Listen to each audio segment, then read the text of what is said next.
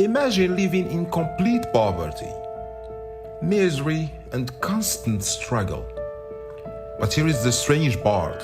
You are standing on a land that hides a fortune so massive that it could change your life forever. Not just a few gold coins, not a forgotten necklace, but an ancient Roman treasure, enough to change your future and the future of your entire family line. Yet, you have no idea it's there, and every single day, you keep living your normal life, unaware that wealth beyond imagination is just below you. Because in today's story, nothing is as simple as it seems. Our story begins in the Arab world, on a cold, windy night in a remote area. Far from the noise of cities, there stands a large private farm owned by a wealthy businessman. And guarding it is a man named Hussein. Hussein is 50 years old, a quiet man, a routine man. Every night is the same. Silence, cold air, and endless waiting. He sits alone in a small corner near the entrance, watching over the property like he has done for years. To stay warm, he lights a small fire and prepares his favorite thing, a strong, hot cup of tea infused with wild herbs. Hussein is always well prepared for these freezing nights. But there is something unusual about him. He is never alone. At least, that's what he believes. A strange object. Something he never separates from. He talks to it when he is bored, even though it never speaks back. Some would say it's just an object. But for Hussein, it's something much more meaningful. It's his baton, a simple object, or a wooden stick, yet feared, respected. But there is something people in that area all agree on. Hussein is not just a guard, he is a legend. In that region, Hussein became part of the local stories told to children before they sleep. Among the locals, there is even a famous saying: you will never see a flying cow, and you will never see Hussein without his baton. Two names, one identity, like two sides of the same coin. At first, this bothered Hussein. He didn't like how people saw him, the fear, the rumors, the exaggerations. But over time, something changed. He stopped fighting it. He adapted, and slowly, this became part of his reality. Now, to understand Hussein's world, you need to understand where he works first. He is the guardian of a massive farm owned by a wealthy Arab man named Mr. Amir, a man known for extreme wealth and a powerful business influence across the region. But Mr. Amir is rarely present. He appears only occasionally, like a shadow visiting his own empire. Because this is not an ordinary farm. It feels more like a fortress. Inside, you will find dozens of cows and sheep, purebred, expensive horses, tractors, and the modern farming machines, large storage buildings, and workers moving constantly. So Mr. Amir needed someone reliable, someone who would never leave, someone who could manage everything. And that someone was Hussein. At night, everything became silent. Hussein walks the farm alone. He checks every gate, he ensures every worker has left. Then he locks everything down. After that, his real routine begins. A small old radio playing quietly, a cup of tea, his loyal dogs surrounding him. But what nobody realizes is this. Behind this routine, behind the legend, behind the baton and his wooden stick, there is something about this farm, something hidden. That night, everything felt normal for Hussein. As usual, he was sitting alone inside his old small guard studio at the entrance of the farm, an old radio playing softly in the background. Suddenly, the dogs reacted. At first, Hussein didn't think much of it. Dogs bark all the time at night. But this time, it was different. The barking didn't fade. It grew louder, more aggressive, more focused, like they had seen something they couldn't understand. Hussein immediately stood up. He grabbed his baton, then his flashlight, and walked straight toward the noise. No fear, only instinct. When he reached the entrance, he saw it. A car parked in the darkness, surrounded by barking dogs. The animals were circling it aggressively, refusing to calm down. Hussein narrowed his eyes. Something was off. This wasn't the vehicle of Mr. Amir. He knew that immediately. Mr. Amir always called before arriving. Always. So, this was an unknown visitor. And unknown visitors at night meant trouble. Hussein tightened his grip around his baton. He stepped forward, one foot, then another. The dog slowly gathered behind him. Still growling, he raised his flashlight and aimed it directly at the car. The light cut through the darkness, and he shouted, "Who is there?" The driver slowly lowered the window. He raised his hand to block the blinding light hitting his face, and he spoke. "Is this the farm of Mr. Amir?" Hussein replied firmly. "Yes, this is it."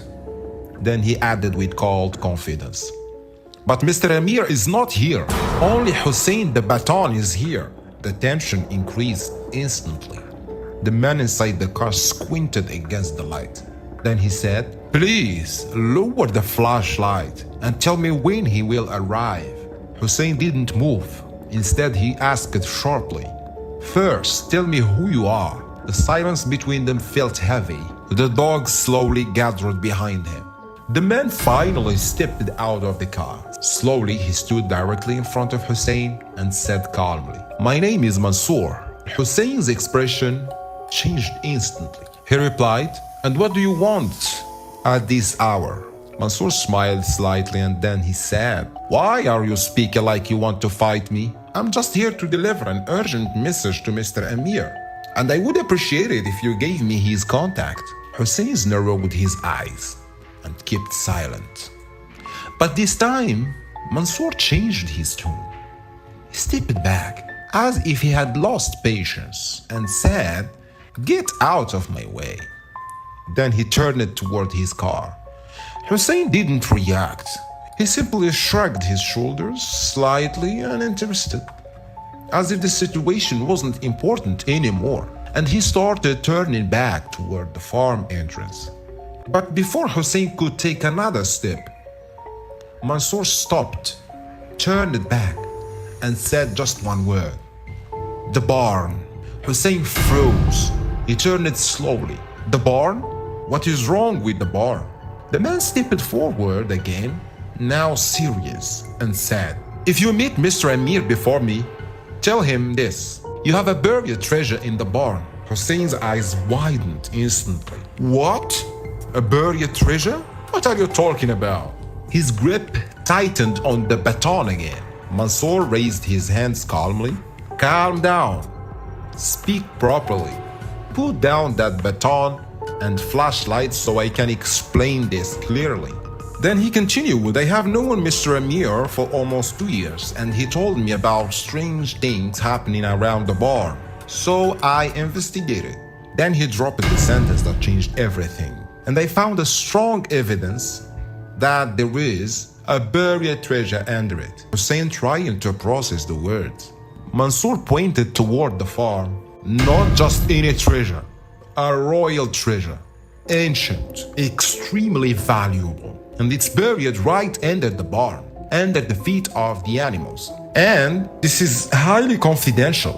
Some workers might already know something. You don't know what could happen next." Hussein wasn't a man of books, or history, or ancient civilization, so the words didn't fully make sense to him. "I don't understand what you are talking about. Explain clearly," Hussein said. Mansour exhaled, then said, "I'm a treasure hunter. 2 years ago, I met Mr. Amir. He showed me ancient maps, old drawings, and inherited books. He believed something valuable is hidden inside his land. I studied everything carefully, line by line, and all signs point to one thing: a buried treasure. Then he looked directly at Hussein, a royal treasure, worth billions. Silence, only the sound of wind and distant dogs. Mansour leaned in slightly. Now you understand, right, Mr. Hussein? Tell this exactly to Mr. Amir as soon as possible. And don't mention this to anyone. Or just give me his number and I will explain everything myself. Hussein didn't answer immediately. He looked toward the dog farm behind him, then back at Mansour, while one thought started forming in his mind. If this is real, then everything I know about this place is about to change. Hussein's grip on his baton slowly loosened. He felt curiosity. Then he said, "Come inside, have a cup of tea, it won't take long." Mansour paused, he hesitated, then nodded. For a moment, everything changed. Hussein was no longer the feared night guardian. He became a host, calm, welcoming, almost respectful. He rushed to prepare tea. Hot tea filled the room with warmth. And then he handed one cup to Mansour. Silence followed. Mansour broke the silence first. "I have explained everything. What else do you want to know?" Hussein leaned forward slightly, then asked, "How do you know all this? And why the barn specifically?" Mansour leaned back, then sadly laughed lightly. "This is my job. Research, analysis, and to extract treasures, a lot of effort's needed. Specialists, machines, diggers, and even the ritual experts who can interact with what lies beneath." Hussein frowned. "Rituals?" "Yes, buried treasures are never just buried.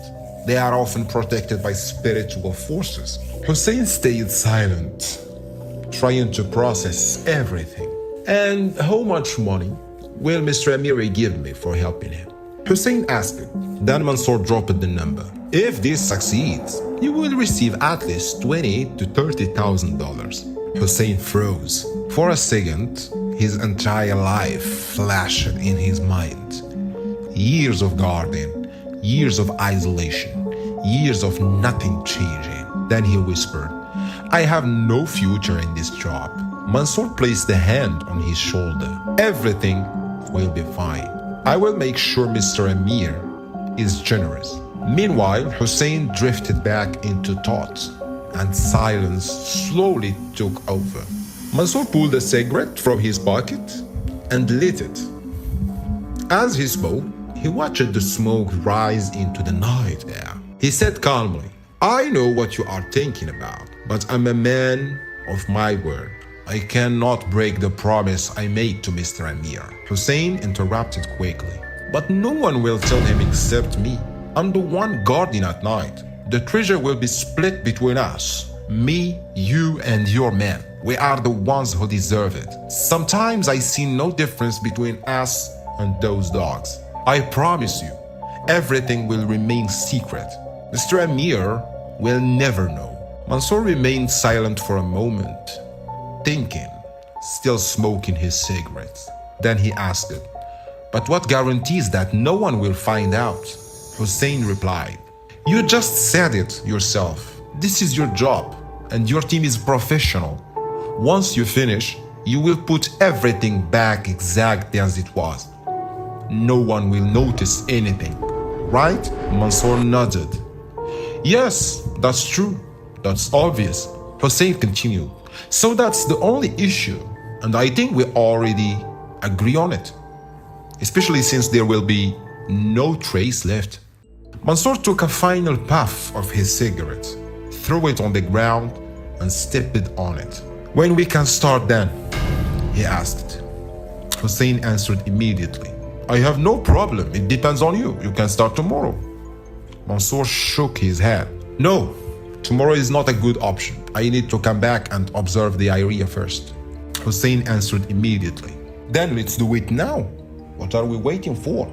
Mansour carefully inspected the farm, paying close attention to every detail. He spent a long time examining the barn, studying its structure, its age, and the ground beneath it, as if he's searching for clues hidden from ordinary eyes. Once they had finished, the two men stepped out of the barn and sat down nearby. After a moment of silence, Mansour turned. Next Saturday, we'll come back and do the job. For now, all you need to do is be prepared. I will speak with my team and gather everything we'll need for that night. Tools, incense, and a few other items that are part of the process. But let me warn you again, this must remain completely confidential. No one can know about it. No, I promise, Hussein replied. Then, unable to contain his curiosity, he asked, but how are we going to divide this treasure? Based on my previous experiences, you will receive 40%. I will take 40% too, and the remaining 20% will be shared among my team. Hussein struggled to hide his excitement, seeing a future filled with wealth and opportunity. He extended his hand toward Mansour as a sign of agreement. Mansour shook it firmly, and with that handshake, everything was settled. The date, the time, and the place. That night, Hussein could hardly sleep. His mind raced with thoughts of the mission ahead. He imagined a life free from poverty, hardship, and endless struggle. In his dreams, he was no longer an ordinary man. Soon, he thought everyone would know his name. The long-awaited day had finally arrived. They entered the barn. The machine scanned the ground.